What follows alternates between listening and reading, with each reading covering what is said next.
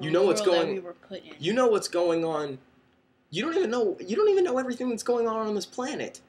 You're not inside this planet. You don't know how this Earth is shifting, how everything's working, what's going on with the weather system at any given time. You're talking about something that knows what's going on with all of existence at all times. You know about what's going on with other parts of the country only when somebody else, another human being, tells you.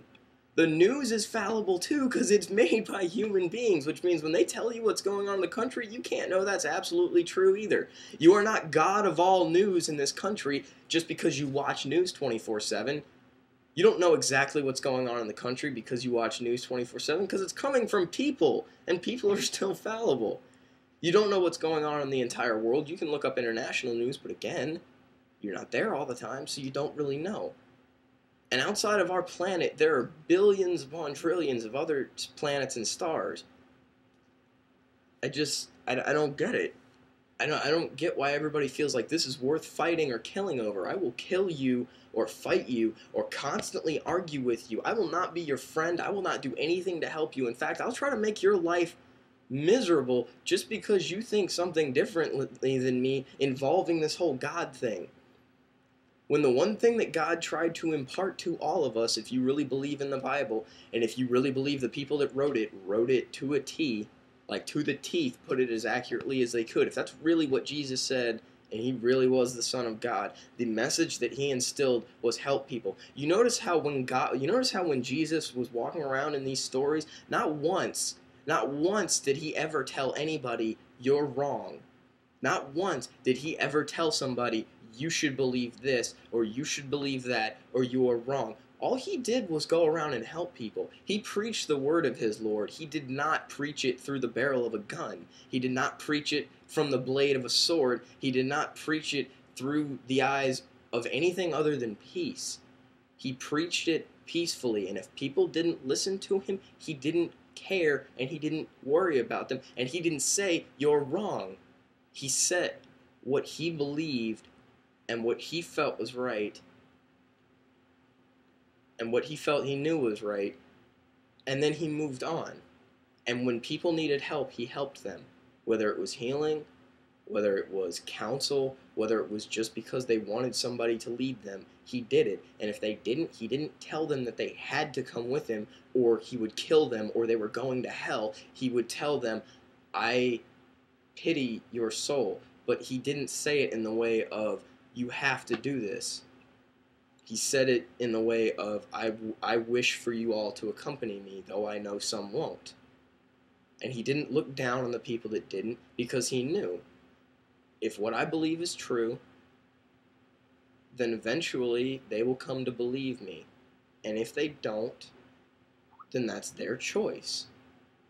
Jesus can't get mad at somebody for not believing in him because that's what he gave them the ability to do.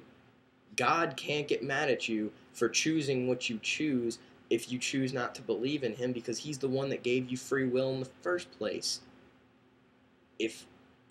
I don't believe you're going to go to hell just because you don't believe in God, because I don't think God wants anyone to go to hell. And if he really believes that you would... It's like saying person out here completely good. Their only flaw, I guess you can say, in their eyes is that they don't believe in God. That's what I was getting to. They're gonna go That's to what hell. I was getting to. If God really based the whole system of going to hell and going to heaven on whether you believe in him, if that was really everything that your life hinged on, then he wouldn't have given us free will. He wouldn't have given us the ability not to believe in him. Yeah, I hated that. I mean, people say that he gave us free will as that's your test. Your test is to see whether you believe or not. I don't think that's fair. I think if there is a heaven and hell, I don't think I should go to hell just for me being a nihilist, just because I don't necessarily believe, or because I believe you can't really prove what is true and what is not. That's not fair. Same thing with suicide.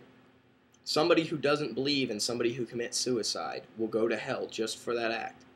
And suicide is considered worse than anything else, because suicide's the only thing that you won't be redeemed for. Well, I would assume that if he gave you life, it's your right as someone with free will to take your own life away.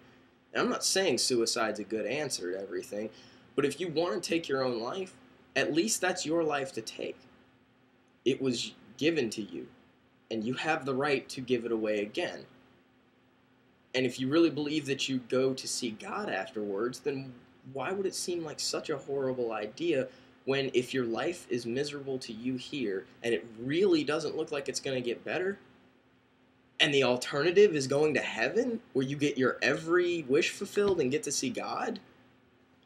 Why would you view that as the only reason why it's considered a cowardly move is because you're supposedly leaving people behind. Well, you know what? If they really are strong enough, then they should be able to accept the fact that that's your choice and that's your right. Even when you die of old age, wouldn't that be leaving someone behind? That's my point. When you die of old age, all that dying of old age instead of suicide gives you is a few more years to see those people, which means it's those people that have a problem with it, not you. It's people not being able to accept the fact that you're gone, and that has nothing to do with you. That has everything to do with their selfish want to keep you around when you were miserable. It's the same thing as somebody being tied to life support. They can't tell what the fuck's going on. They're brain dead. But you're going to keep them here? Let them die and let them go. If you're really strong and you really love that person, part of loving someone is being able to let them go when you know it's good for them. And if they feel like nothing will get better, and it really is honestly in some cases true, then let them go. Because for God's sake, you shouldn't force them to be miserable just so that you won't have to miss them. How selfish is that bullshit? But the whole point is, if I commit suicide, or if I don't believe in God, supposedly I'm going to hell. Just for not believing in him. I could be a good person my whole life. I mean, I don't think that I'm the greatest person. I know I'm not a saint. But I don't think that I'm a horrible person either. I think I'm a pretty decent person. But because I don't believe in God, I'm going to go to hell. And then there's the person who could... But then you take that... By that same logic, a person could have committed a triple homicide, killed their entire family. And if they repent 5 minutes before they're executed, then they go to heaven. And you really believe that that's the system and that's how it works? Are you fucking kidding me?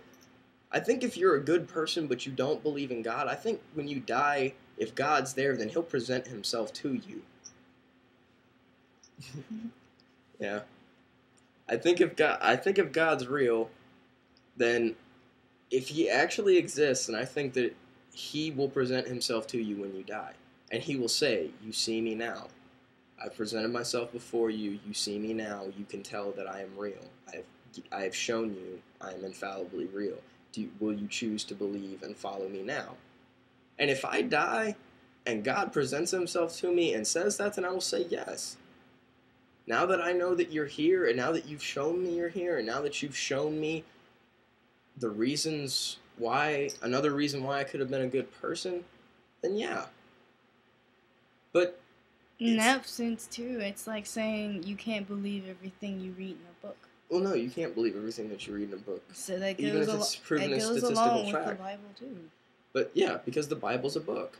The Bible is not nonfiction. And even nonfiction stuff, you know, the whole 90% 90% of statistics are made up, 10% of statistics are true. It's sort of in that same right.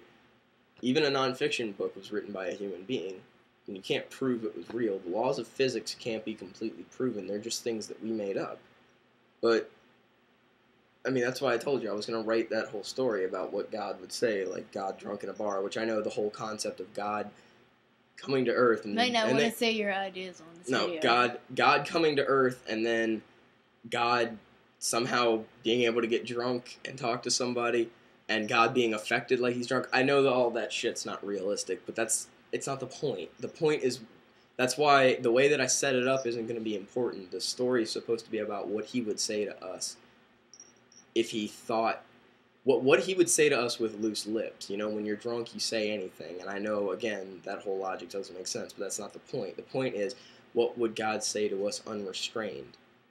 He wouldn't hold back for our sake. He wouldn't hold back anything because he felt we couldn't handle hearing it. He would say exactly what he felt and what would happen in that situation.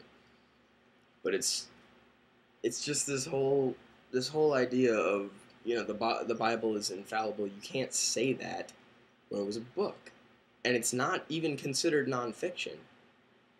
It's in the nonfiction section, I think. or I guess now it would be in the religious section, but you can't consider that anything but fiction. Now, most fiction is stuff that you purposely make up. That was supposed to be considered a record, but you can't know. You know? You can't know why they wrote it, because they didn't say exactly, and even if they do... Well, no, that's not... I'm sorry, that's not true. They do say it. I guess it would be considered nonfiction, but even still, it's a book. And it was written by people who... It was written by people who not very far from that time wrote down theories and scientific inquiries about how the world was flat. And that's who you're choosing to get your information from? And you want to know what's interesting? Throughout the whole Bible process, how it went from King James to this and that and the other, how it's been put through so many iterations, they don't know exactly what it said. You want to know the only thing, when they've gone through the years and looked at all of the Bibles that have been recovered, and all the different versions, you want to know what stayed the same? The 10 Commandments and the messages of peace. That's it. Everything else was slightly similar, but not in the same way. The message has always been the same. Be peaceful. Respect your fellow man and treat them the way that they would want that you would want them to treat you. Nothing else. It doesn't say die for your It doesn't say die for your Messiah. It doesn't say kill other people for your Messiah. Even the Quran doesn't say that. The Quran does not tell people to kill themselves for Allah. The Quran does not tell people... Well, it says that if you're put in a situation, if it is necessary, if it's an honorable way, then yes. But it doesn't say to go kill a bunch of people for Allah. That's Muslim extremism. That's a bunch of bullshit. That's jihad bullshit. And that's not following the Quran. That's not fundamentalist. That's extremist bullshit. All of them say the same. I've read all of them. The Quran, the Torah, the Vedas, the Buddhist, what is the Buddhist? Yeah, the Tripitaka. The Tripitaka, the Vedas, the Quran, the Torah, the Bible, Old Testament and New. I've read the Bible front to back 3 times already. All of them are giving the same message. Be peaceful. Stop doing this. And yet, this is the thing that people kill the most amount of people over throughout history. You want to look at any major war that happened before the Civil War and that happened before the Revolutionary War? Maybe not 100% of them, but close to 100% of them were because of religion. And if you want to... If you want to look at it that way, like I can't understand that. The Jews that died in the pyramids, that happened all the fucking time. What the hell are you doing? Why are you getting... Well, wrap up the video then. This stuff is the shit.